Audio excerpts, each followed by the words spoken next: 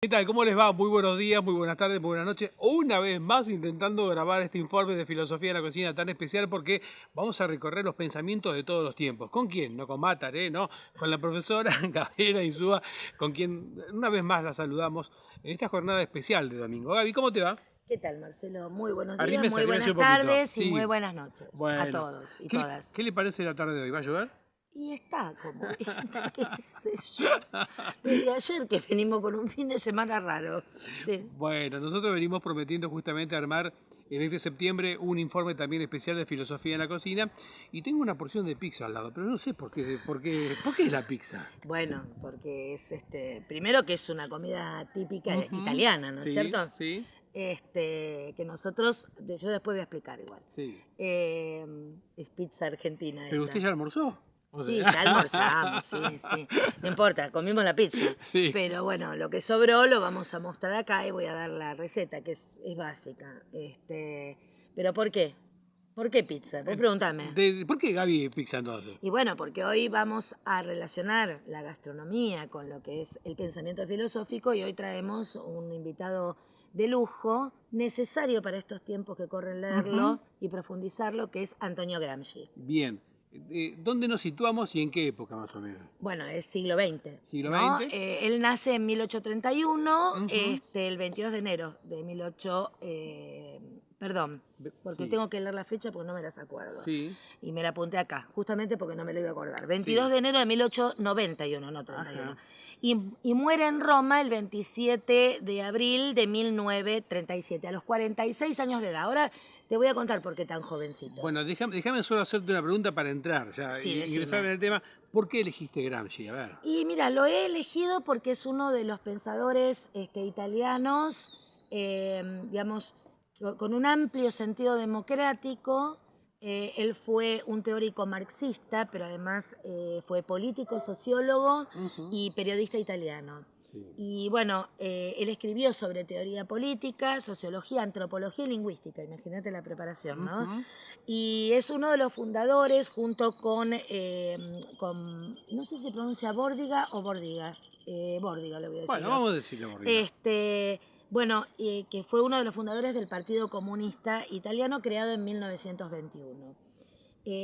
¿Por qué lo elegí? ¿Por qué? Bueno, porque él fue encarcelado bajo el régimen fascista de Benito Mussolini. Ujú. Y justamente por esta razón, él muere a muy temprana edad porque enferma en la cárcel. Y tiene una de sus obras, de las cuales yo invito a todos a que puedan leerla y revisar, ¿no? Porque ellos creyeron desde el movimiento fascista que encarcelarlo lo iba a silenciar. Cualquier similitud con la realidad es Ujú. pura coincidencia en la República Argentina. Y todo lo contrario, un amigo le acercó los lápices y los papeles de los cuales surge Cuadernos de Cárcel, que, bueno, leyendo la obra de Gramsci, para mí son grandiosos, ¿no? Esos cuadernos, La porque pregunta que se debe hacer la audiencia de filosofía en la cocina es ¿por qué lo metieron preso al tipo? bueno, porque él fue uno de los fundadores del Partido Comunista en Italia, Ujú. porque pensó distinto, Marcelo. Ah, Y pensar distinto parece que no es en la Argentina nada más, es ujú. en el mundo.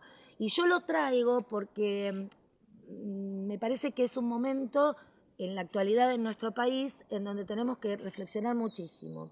Porque como bien dijo la presidenta del Senado esta semana que pasó, aquí se rompió un pacto democrático. Fue un antes y un después del día jueves primero de, creo que fue primero o Sí, de dos, septiembre, sí. primero de septiembre, en nuestro país, después de 1983, de haber recuperado las instituciones dentro de un sistema democrático, y me parece que Gramsci es tan actual, y nos va a ayudar a pensar un poco esta coyuntura, ¿no? La pregunta es si se matan las ideas o no se matan, ¿no? Las ideas no se No matan, se porque matan. justamente él demostró que a pesar de todo, lo quisieron silenciar y desde la cárcel escribió y escribió muchísimo. Y ahora vamos a adentrarnos en el pensamiento de él cuando vos lo digas. Bueno, digo, ¿arrancamos primero con el sector, el área de la gastronomía o entramos directamente con la literatura y cerramos con la... Se lo dejo a usted para que le diga. Y yo preferiría empezar con el pensamiento de Antonio Gramsci. Bueno, hágame un resumen del pensamiento, vamos. Bueno, él es considerado, digamos, uno de los destacados más importantes, como les dije hace un ratito, de la teoría marxista y de los teóricos del marxismo, ¿no? Por sus aportes. Pero, ¿cuál fue el gran aporte o el gran legado de Antonio Gramsci? Es el concepto de hegemonía cultural, bloque hegemónico y el posmodernismo, escucha bien, porque fue un autor de avanzada, o sea, porque él escribe, ya te digo, él escribe en el siglo XX, pero él muere en 1937. Pensá vos que 2 años después comienza la Segunda Guerra Mundial, o sea que él es un autor anterior a la Segunda Guerra Mundial, ¿no? Correcto. Y muere a muy corta edad.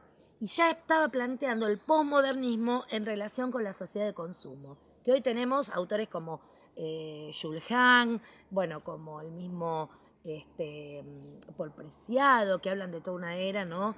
Que tiene que ver con esta era del consumo, pero estamos hablando de un tipo que pensó esto ya en el escenario, digamos, anterior a la Segunda Guerra Mundial, ¿no? Un adelantado. Un adelantado.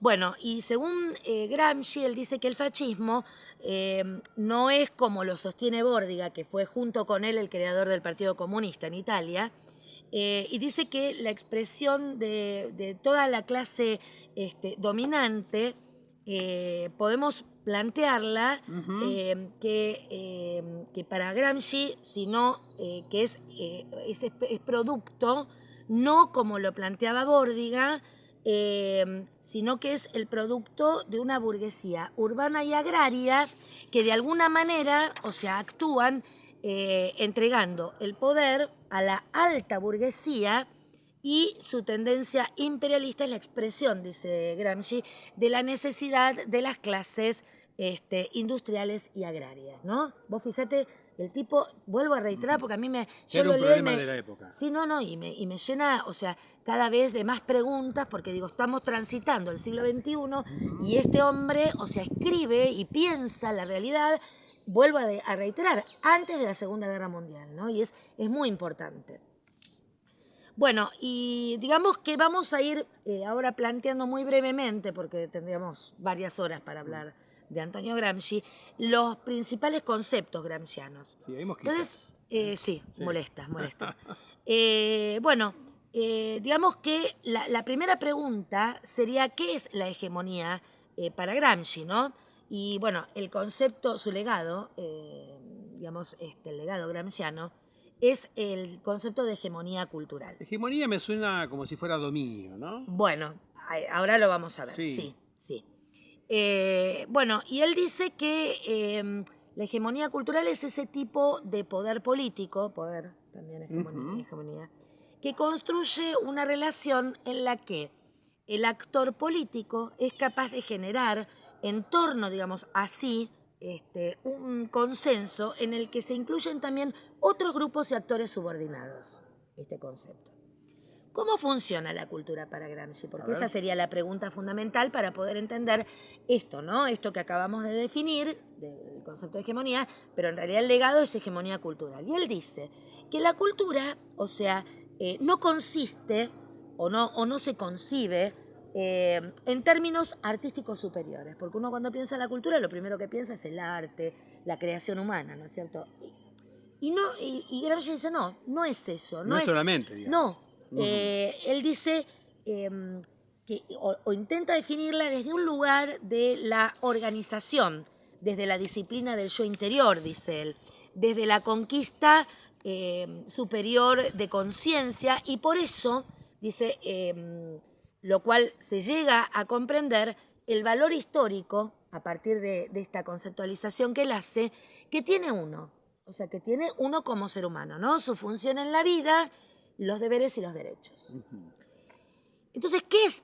Volvemos otra vez, ¿qué es la hegemonía? Y él pega, en esta pregunta, ¿qué es la hegemonía? Yo hago también el concepto que él va a pegar con hegemonía, que es contrahegemonía. Y entonces dice que el término hegemonía lo remite primero y procede etimológicamente de los griegos. Qué raro, ¿no? Bueno, Grandes Occidente, creadores. los griegos. Sí. ¿Y qué es egestai? Egestai. Esa es la palabra griega, ¿no?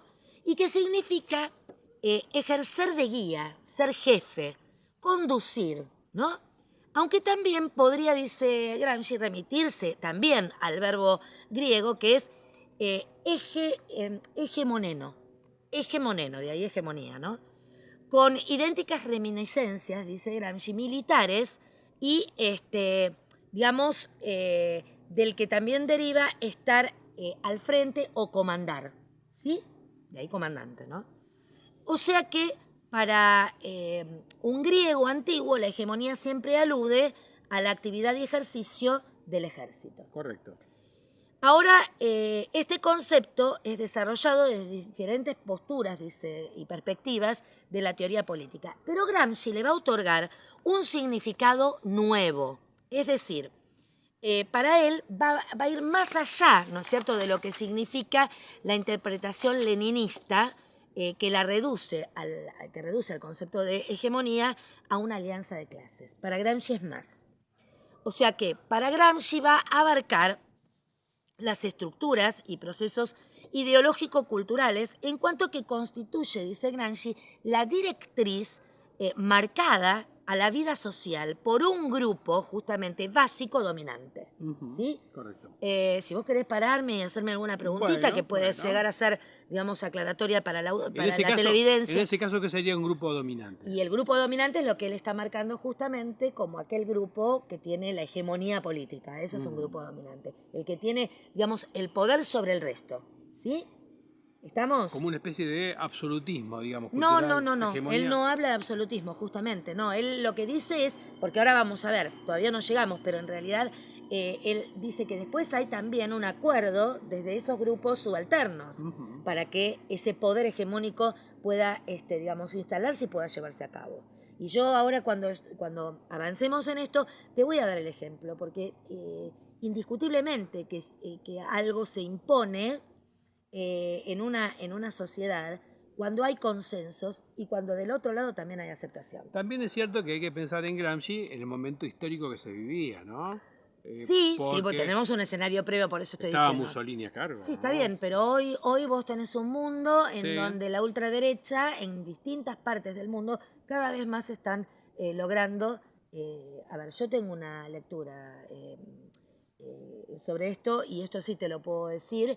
Yo creo que nosotros no estamos evolucionando, estamos involucionando, porque yo el otro día lo pensaba y pensaba que el escenario que yo te estoy relatando, del de Gramsci, claramente es el escenario anterior a la Segunda Guerra Mundial y posterior a la Primera Guerra Mundial. Bueno, y se fueron dando cuestiones étnicas y cuestiones desde las distintas etnias y distintos países, en donde todo eso fue, digamos, el escenario previo a lo que luego estalla en la Segunda Guerra Mundial, y tenés un Hitler pretendiendo dominar un mundo, levantando, digamos, las banderas de la raza superior. Bueno, esto Pensemos que hoy está, ¿no? También hay un conflicto bélico, también en tenemos, Europa, exacto, en Putin Europa, y Ucrania. Ya ahora, vos fíjate que se metió también, hay problemas con Armenia, que se mete Turquía, bueno, hay toda una cuestión que yo lo veo y es un escenario complicado. La abuelita diría un caldo de cultivo. Exactamente. Un caldo de cultivo. Bueno, volvemos otra vez. Dale. Entonces, y una orientación que es simultáneamente, dice Gramsci, jurídico, política, intelectual y moral. ¿Por qué jurídico-política? Porque, bueno, Gramsci dice que la clase dominante, digamos que no solamente controla los medios de producción. Sabemos que los medios de producción son aquellos medios por los cuales se accede en el capitalismo a través del capital, que serían las máquinas, que pone, digamos, el empresario, en el contexto actual sería la empresa, el empresario, y tenés los trabajadores, que son los que hacen uso de esos medios de producción. Pero no solamente se controla desde lo jurídico y político, ¿no? Lo jurídico y la política, sino también, dice, los órganos directivos y represivos del Estado. Desde lo intelectual, porque dice Gramsci, mediante justamente la cuestión intelectual, el establecimiento y la difusión de una determinada cosmovisión, digamos, social o de la sociedad, y que acaba por percibir el mundo desde los parámetros, dice Gramsci, de la clase hegemónica, ¿no es cierto? Y luego tenemos la moral, porque dice que la clase justamente dominante logra imponer el sistema de valores.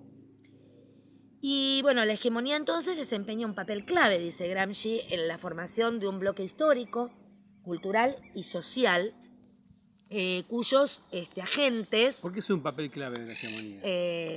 digamos, Él dice que es... la hegemonía desempeña, dice, un papel clave Sí. en la formación de un bloque histórico, cultural y social, y porque de alguna manera con esto que estamos charlando, si se impone a través de la moral un sistema de valores, desde lo intelectual, justamente una sociedad que va a percibir los parámetros de esa clase hegemónica y digamos, le va a dar la solidez. Entonces permite que ese bloque, digamos, histórico, cultural y social, cuyos agentes, digamos, depositan todos sus intereses y aspiraciones en un proyecto compartido, que llega a obtener el consentimiento, dice, de las clases subalternas. Y acá yo quería llegar, porque me parece que este es un punto clave el que plantea Gramsci, que hoy lo podemos ver claramente, cómo desde la opinión pública hay sectores que aceptan este tipo de dominancia.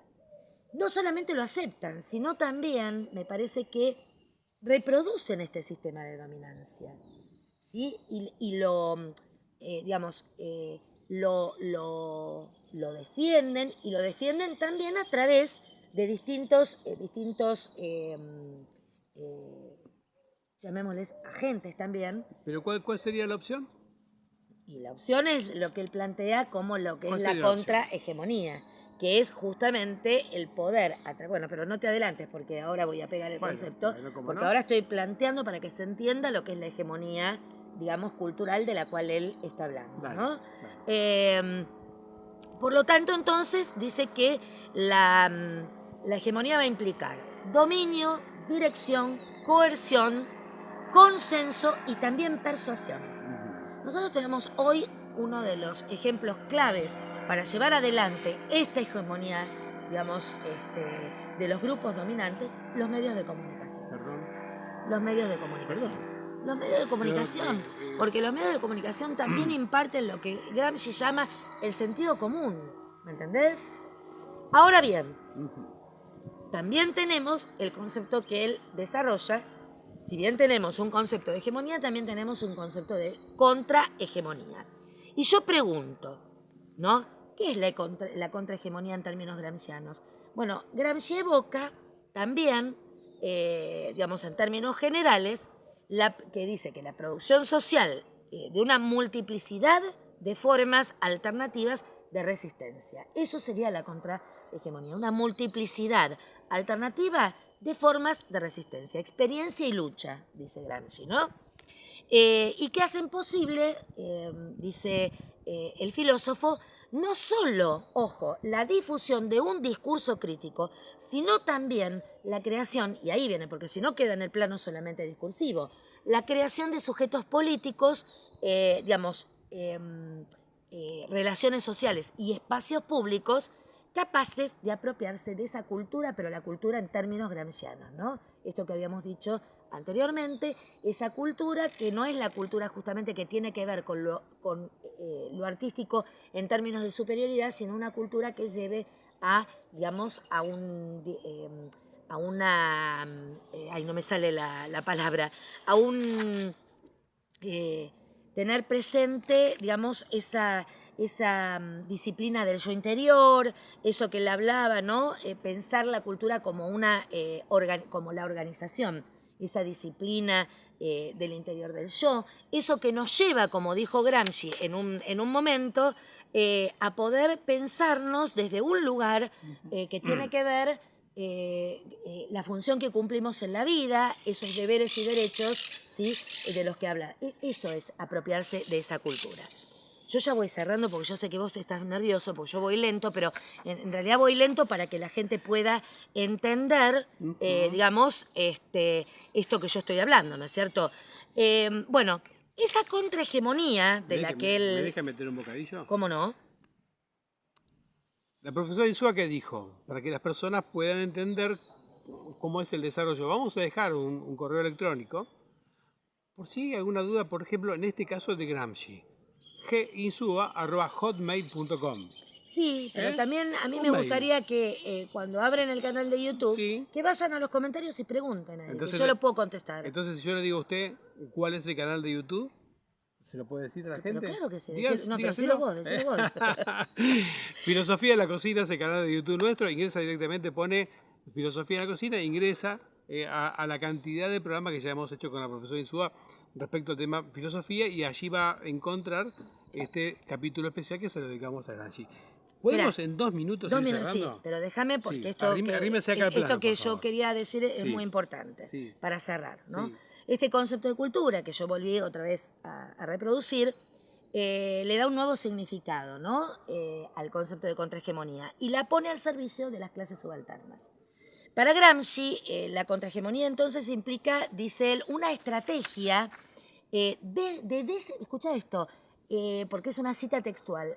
Para Gramsci la contrahegemonía es una estrategia de desestabilización de los consensos ideológicos. Es decir, lo que él denomina el sentido común. Es una desestabilización de ese sentido común. Pero pasarlo en limpio, a ver qué Es sería. esto, es desestabilizar lo que uno naturaliza en definitiva, lo que uno cree que es así y ya está, ¿no? Entonces dice, sobre los que se asienta esa visión de mundo, dice Gramsci, imperante. Y la contrahegemonía también impugna la legitimidad de la visión del mundo del bloque hegemónico, ¿no es cierto? Uniendo las fuerzas, dice Gramsci, y las tendencias de oposición existentes entre las clases oprimidas y configurando también una cosmovisión alternativa y coherente capaz de generar un amplio apoyo popular. Ojo, ¿no?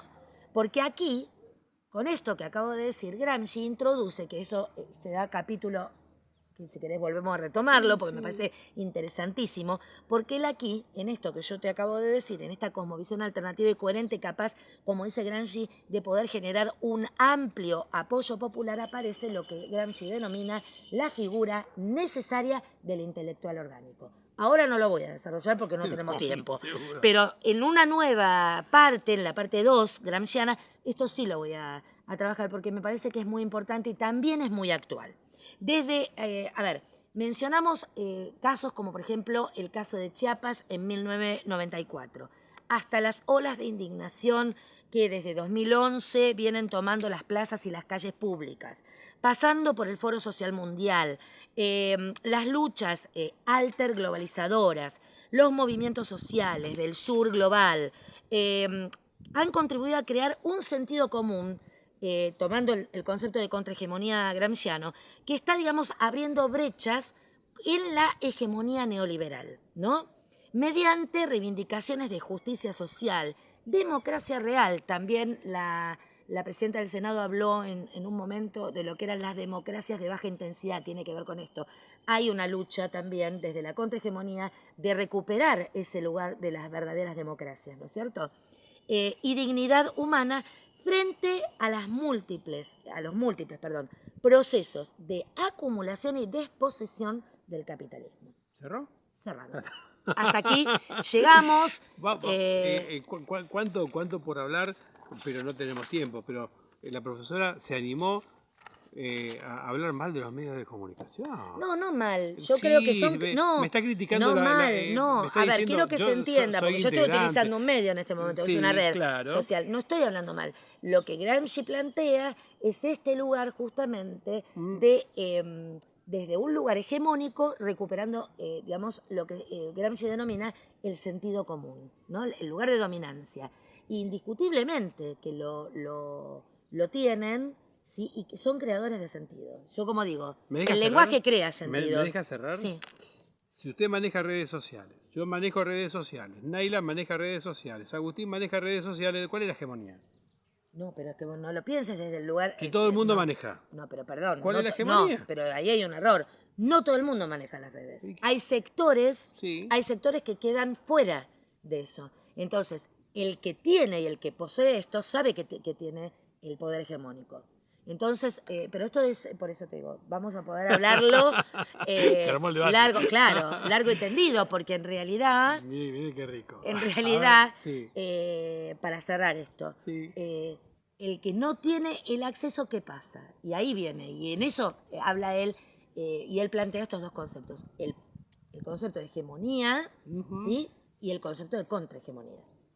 ¿Lo dejamos así? Que sería el lugar, la contrahegemonía, en la cual yo estoy totalmente de acuerdo, adhiero al pensamiento gramsciano y me paro, que es el lugar de la resistencia y lucha. Bueno, cualquiera podría decir para cerrar que hay una urna, ¿no?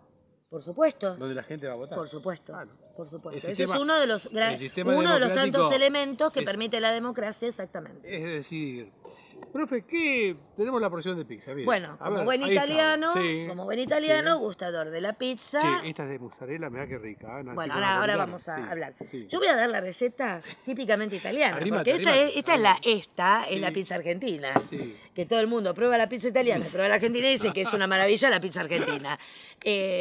Voy a dar la receta, que es la receta de la masa, en donde de un kilo de harina depende la cantidad que uno pone, pero en realidad salen entre 4 y 6 pizzas. 6 pizzas finitas, 4 bien altitas. Nosotros hicimos más bien altita. Bueno, para que salga bien altita, necesitamos 250 gramos de harina, Anoten, harina por favor. de trigo común.